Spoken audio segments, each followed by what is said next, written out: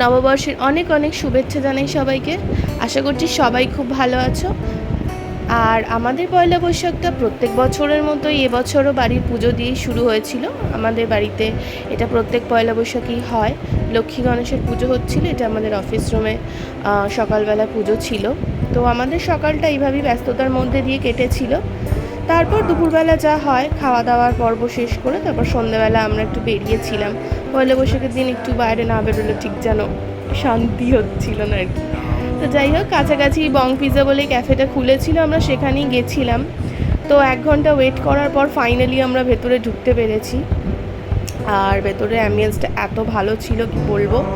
আর ওদের ওই যে খাবারের পরিবেশনটা, মানে ওই যে কাঁসার থালায় খেতে দেওয়ার ব্যাপারটা আমার তো ভীষণ ভালো লেগেছিলো। তো বাঙালির কাছে এটা একটা অন্যরকম অনুভূতি। যাই হোক, আমরা মোটামুটি বাফেটিং নিয়েছিলাম আর খাবার দাবারগুলো খুব হালকা ছিল, খুব টেস্টি ছিল। আমি তো খুব শান্তি করে খেয়েছি।